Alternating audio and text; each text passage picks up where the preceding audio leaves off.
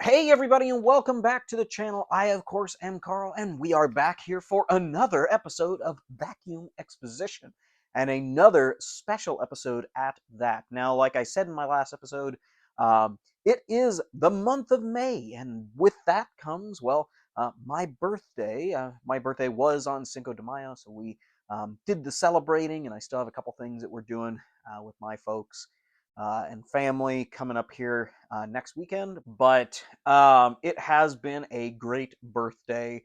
A lot of people have wished me a happy birthday, and it's been fantastic. Now, with my birthday, I always do some type of a special series. Now, this year, I have decided to focus on Japanese vacuum cleaners. Now, many of you know that I have received a good many vacuum cleaners from my good friend Jared from Oregon. He just recently moved up to Washington and couldn't take the majority of his collection, so a lot of it went to myself and other people. But with that meant that because Jared was and still is a huge fan of the Japanese vacuum cleaners and such, a lot of those ended up with me. So this month I decided to focus specifically on machines that were, well, made or at least marketed in Japan. So we'll be taking a look at a few more the rest of this month. So I can't wait to bring those to you guys. Now, this month, of course, being my birthday month and doing those and doing these series is, I don't know what we're looking at for June or July for that matter. I do have a few ideas for some things that we could do, so we'll have to just kind of wait and see. Of course, if you guys have any ideas, feel free to shoot them down there in the comments section. I read all the comments, and I try to respond to as many as I can. But like many of you out there, I am very, very busy. I do have one more thing to go over with you guys real quick. Now, many of you know that my wife and I have started a publishing company, and we are making children's books. So I have recently put out a book for the V sound. Of course, Victor the Vacuum is our book. And because of you guys and other people looking for it, this has become one of the best-selling children's books about vacuum cleaners on Amazon right now. So for those that haven't gotten a copy, definitely go take a look. I'll include the link down below to this book. And of course, please take a look at the other books we have in the series. We have been putting a lot of time into these, which oftentimes means that I, as well as my wife, are up pulling all-nighters, getting things ready to go, meeting our publishing deadlines. So if you are watching and you have a little bit of extra money, please go buy the book, because any one of these books helps support us and get our publishing company off the ground. And with more of these sold, of course, that means more books that can come out.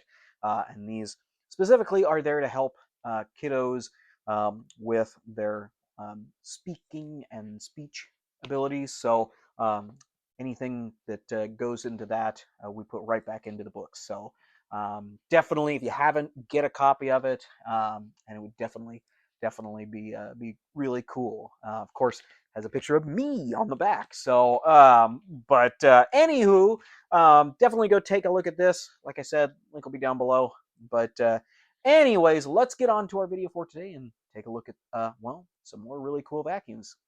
Well, everybody, I'm going to kind of keep doing this until I, well, run out of things to talk about. But lately, I have been doing a segment in addition to the exposition called Vacuums Rescued. And we have more machines to discuss today. Now, these are machines I have had for a little bit now, but, well, you know, as I go through things, I find more and more interesting things that I feel that, well, I should probably mention, almost because it's kind of like me finding it for the first time in some cases. But especially with getting in the things from Jared, getting in things from my good friend Mitchell, and a few other collectors have reached out to me lately. Anywho, so we've got a couple more to look at today. Of course, like I said, I go through stuff, you know, periodically throughout the week. So there's no telling what I'll come up with. So it's almost kind of like going vacuum hunting in my own backyard. So, but we first and foremost have a Hoover Celebrity 3 from the QS line that came out in the late 70s, early 80s time frame. This came out in Olympic blue, is one of the colors in here, as well as this kind of dark teal color. Very, very interesting machine. I got this from Jared. It does need a bit of cosmetic work. As you can see, it is quite dirty. This ring around the edge of it, that's supposed to be white. So we got a little bit of work to do still on that one. But these Hoover Celebrities are getting quite rare now. So I am doing my darndest to save as many as I can because, well, people find them, they attribute them to the mid-century modern craze, and then they skyrocket the price of them, and then they become impossible for collectors, much like myself, to find anymore. So I look everywhere. This was one that Jared had that he wasn't going to keep, so I asked him if I could take it with me, and of course, he let me have it. So that is our new little celebrity, and eventually we will do a video on this, but probably not for a little bit because it's kind of one of my back burner projects right now. But hopefully in the next week I'll get this all cleaned up and new looking so that someday down the road we'll take a look at it again. Now, the next one we have to look at over there, that would be a 1978 Filter Queen Model 31X. The X model of the 31 was essentially their 50th anniversary. That's why the 31X came to be. The Filter Queen Model 31 was a model that came out about 20 years prior to this, as I recall, and it ran quite a very long time, and they all we're rocking this kind of tan and cream colored combination. Um, Now, the 31 is a model that I do have. I have an older one in my collection as well. But the 31X is actually pretty interesting because this was released as almost like a limited edition to the, the 31X as well, because this would have come out also a kind of a dark brown and chrome motif on there as well. You can kind of see that some of the parts over the years have been replaced with that dark brown. So, but the kind of the story on that one, my good friend Mitchell Armstrong bought it from a local vacuum shop by the name of Everett Vacuum. They and Mitchell have had a good relationship for many, many years. And this was something that they had put out on their sales floor whilst he was there visiting. And he ended up picking it up. And after having it for a while, it wasn't something that he was going to keep. He was going to flip it, but decided to let me have it instead. So I ended up with it, and I am super, super grateful for it. I have never had this model, nor did I know the history on it until I kind of started digging around through there. Um, Being that this is a special edition model, essentially, to have these colors, it is something that, of course, will be sticking around now. But the big deal about this one is it came with the newer, larger power nozzle with the headlight and everything, which would have been optioned on things like the Model 700 as well as the 31X. In addition to that, it does have the newer crown that goes on the top. There's kind of like this dark tan ring that goes on the top that normally it would have covered the entirety of it, but instead it has these louvers in it for cooling for the newer model. So that is really, really cool. Now, like I said, it did come from a vacuum shop at one point, so there has been parts that have been replaced on it over the years. The hose, as well as the tool caddy, and it looks like a couple of tools have been replaced. But that's okay because this machine is what it is now. Now, I don't know if I'm going to necessarily keep it in the current configuration. I may try to find the original hose and attachment caddy and whatever else it needs to make it complete. I know it also had a little hang tag at 50th anniversary on it, so I'll try to find that as well someday. But either way, it is a really, really cool addition to my collection. And like I said, a big, big thank you to Mr. Mitchell Armstrong for letting me have this and put it in my little collection for you guys to see. So, anyways, that's what we have for Vacuums Rescued today. I hope you enjoyed, seeing a couple things that I pulled out of the woodwork. So, But anyways, let's get on to our vacuum of focus as well as the thumbnail and take a look at another really cool one. All right, everybody. So we've got a really, really cool one to talk about today. Now, some of you guys might remember this from my Vacuums Rescued segment maybe a couple of weeks ago. This was one that I pulled out of the mass amount of machines that I've gotten recently from Jared. But this machine is really, really cool. Now, what we are basically looking at is a 1997 Sunstorm canister made by TriStar here in the United States. Now, the Sunstorm name was made specifically and attributed to Japanese only export models.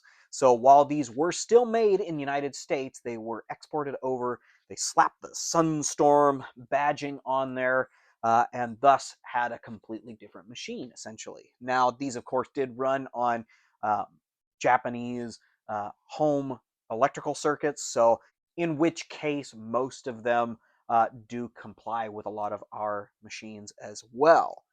Now, the Sunstorm is actually a really, really interesting machine. For those that don't know the story of this, it actually is pretty interesting.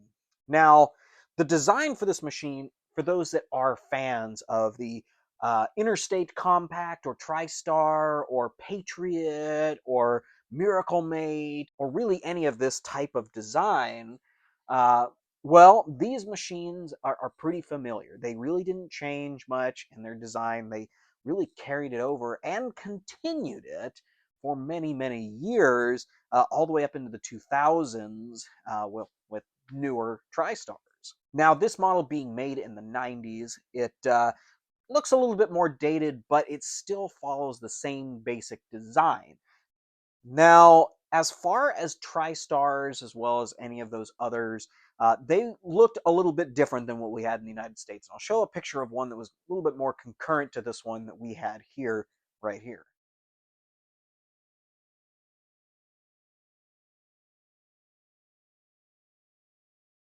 As you can see, the body had more of like a swooping rear. It had like more louvers and things. Of course, it wasn't called Sunstorm.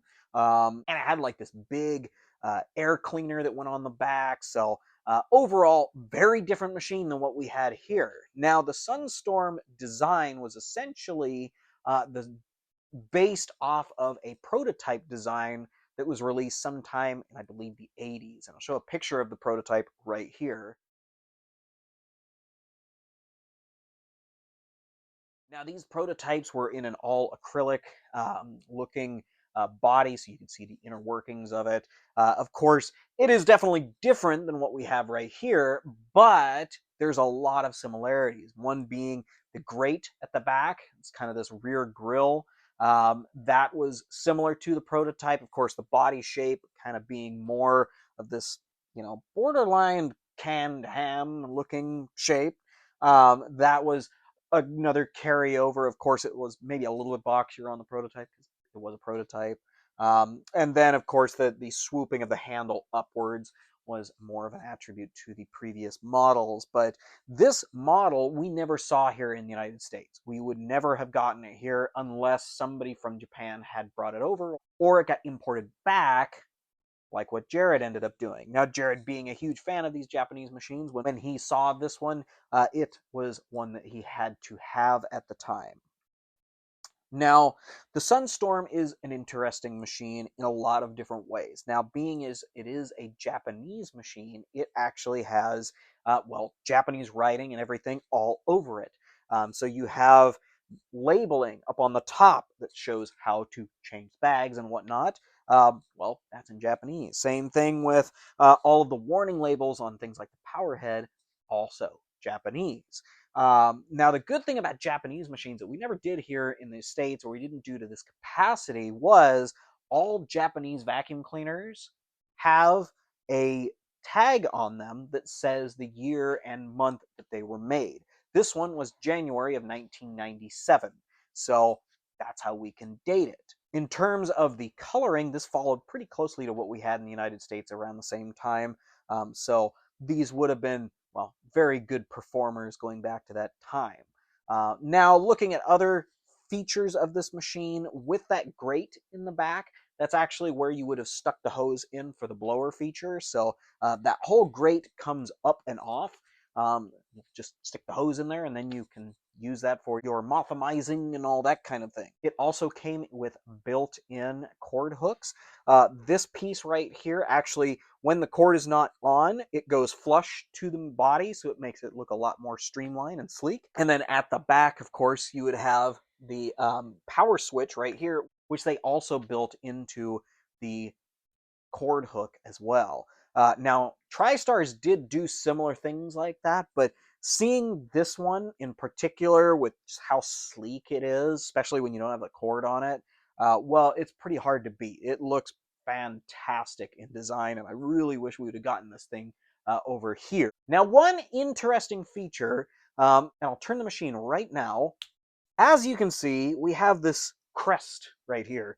So on the crest, it says the 50th anniversary edition of the IEC, or Interstate Engineering Company, which was the first one to develop the Interstate Compact C1, which is another machine that I have in my collection, actually, and we'll take a look at that later.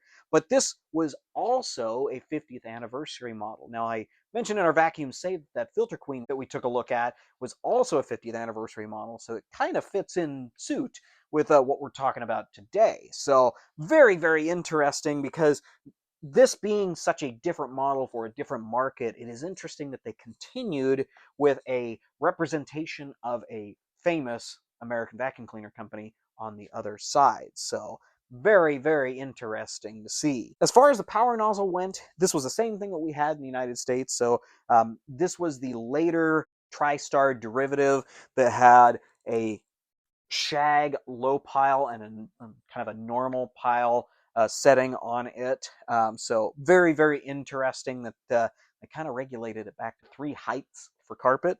Now, I know a lot of other things at the time would have had about 5. So it's interesting there's only 3, but they carried that for many years in their power nozzles, which their power nozzles still did a very good job. So I guess I can't fault them too bad. So, but very, very interesting machine. And I'm definitely proud to have it. Jared did really like this machine as well. So I was very happy to be able to give this one a home in amidst his purging of his collection. So, but anyways, let's get on to our run demo for today and see how the old Sunstorm does on the floor. Well, everybody, we got the little Sunstorm TriStar vacuum cleaner all plugged in and ready to go. I will tell you today's run demo will be a little bit different. Now, I looked everywhere, but I could not source a pigtail to go from the powered hose to the vacuum itself. I thought I had one. I thought I had the right one, but unfortunately, the prongs were a little bit different than what I needed. So what I'm going to do is, now I do want to show you the power nozzle and how it works. So what I'm going to do is I'm going to run it normally just to see how it does with getting suction through the power nozzle, through the extensions, through the hose and everything, see how it does just doing that. And then I'm going to take the extension wands off and then just plug the hose to the power nozzle down here. And then use the cable from the power nozzle and plug it directly to the machine, because I can do that. But we're going to do that, and that way I can show you guys how this power nozzle works up close and, well, get it out and see how it runs. So let's get to it.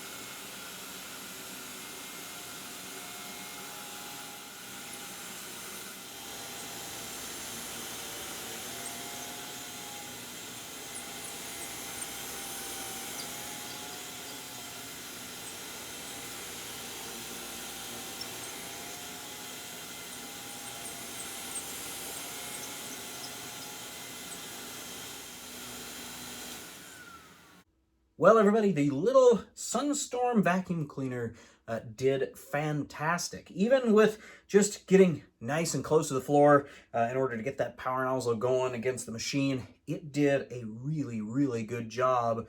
And it did a really good job even with just suction. I mean, I definitely heard this thing pulling things out of the carpet even without the beater bar going. So now I won't leave it in this configuration for the rest of its life. Of course, I'm going to keep trying to find another pigtail that works with this machine. I'm guessing it's just a standard TriStar pigtail, which when I say pigtail, I mean it's a little short cord that goes from the hose right here down to the base of the machine where the electrical port is for the power nozzle. But I'm guessing it's just another TriStar piece, so it should be easy to locate. Otherwise, it may be a Japanese only thing. So hard to say, but we'll find that later. But either way, for a little run demo, this thing did a fantastic job. And I hope you guys enjoy this little run demo for today. Well, everybody, I hope you enjoyed our little video for today on the Japanese Sunstorm TriStar vacuum cleaner. These are absolutely phenomenal machines. I know that my run demo wasn't able to do the full demonstration, but even with just suction through the power nozzle without it being on, it still did a really good job picking up things. And of course, just testing the power nozzle with the hose on the ground, you can definitely tell how this thing just glued itself to the floor and took out anything that was in those carpet fibers. This machine is a very, very, very special treasure that I have in my collection, and it is not going anywhere. I've said it once and I'll say it probably a million more times, but when I receive a gift from a friend, especially something that's this special, it won't go anywhere. It'll be one that goes in my permanent collection and then eventually on display someday in a little museum whenever I get that all set up and going. But it's all part of the plan and it's all coming eventually.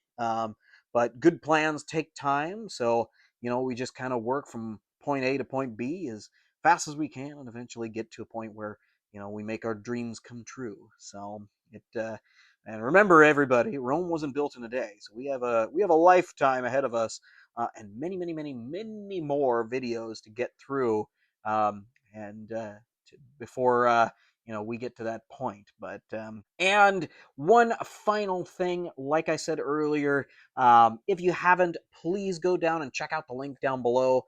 And take a look at my book.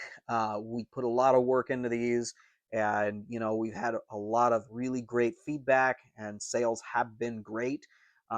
So feel free to go down, take a look, and if you can, pick up a copy because it kind of goes with everything I do here on this channel. So if you're a fan, definitely you're going to want to pick one up. So, but you guys all have a great rest of your day as well as a great rest of your weekend. I, of course, am going to continue with my day and get to work on some other stuff. I have a lot of vacuums to keep getting through, so I have a lot of vacuums to keep getting through, and you guys are going to be there front and center to take a look at more and more cool stuff that I pull out. So stay tuned. We'll, of course, look at more vacuums rescued as we keep going, and you guys have a great rest of your day. We'll see you next time, y'all.